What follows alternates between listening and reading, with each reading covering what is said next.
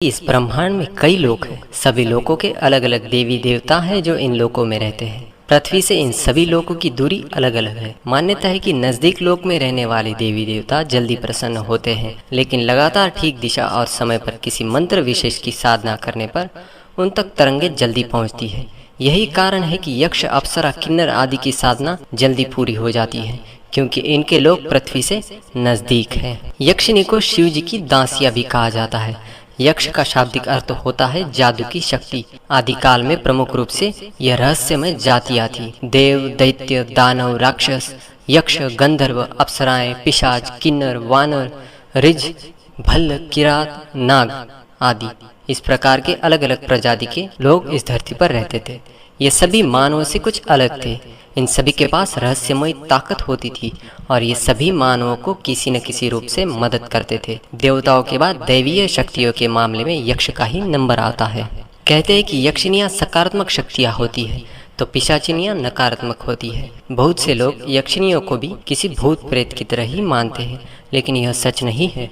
रावण का सौतेला भाई कुबेर एक यक्ष था, जबकि रावण एक राक्षस। महर्षि पुलुत्स्य के पुत्र विश्रवा की दो पत्नियां थी, एलविला और कैकसी। एलविला से कुबेर का जन्म हुआ था और कैकसी से रावण, विभीषण, कुंभकर्ण का जन्म हुआ था। इसमें एलविला यक्ष जाति से थी तो कैकसी राक्षस जाति से थी। जिस तरह प्रमुख 33 देवता होते हैं, उसी तरह 64 प्रकार के यक्ष और यक्षिनियाँ होती है। इनमें से 8 प्रकार की यक्षिनियों के बारे में मैं आपको बताता हूँ। सुर सुंदर यक्षिनी।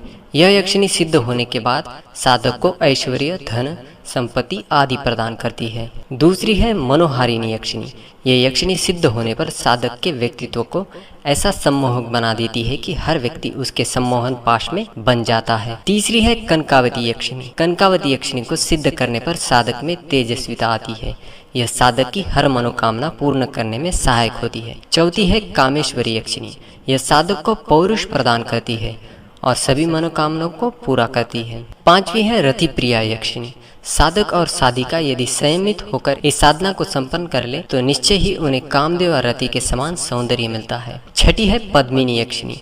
यह अपने साधक को आत्मविश्वास व स्थिरता प्रदान करती है और हमेशा उसे मानसिक बल प्रदान करती है।